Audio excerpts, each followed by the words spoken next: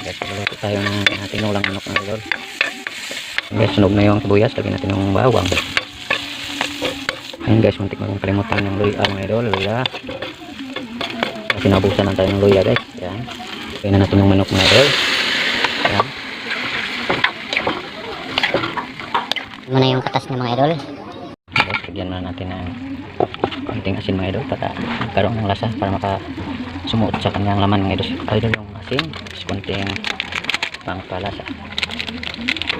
Niluto muna natin to sa sarili ng katas mga idol para mas mabilis siya lumambot. Niluto yung tinulang natin sa sarili ng katas mga idol.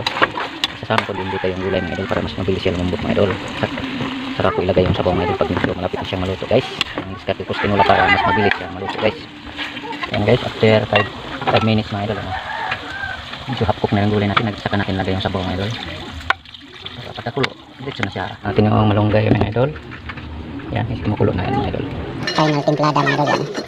Kumukulo na guys. Yan, ilalagay na natin yung final na timplada mga idol. Sinasama ko na yung asin at saka yung pampalasa guys.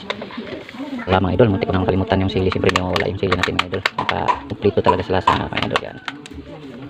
Kanyang lasa guys. Wow, saktong-sakto lang ang lasa mga idol. Yan, luto na itong tinulang mga manok mga idol na native na manok yan guys. Thank you so much po sa panonood mga idol. Bye bye guys. Kain tayo.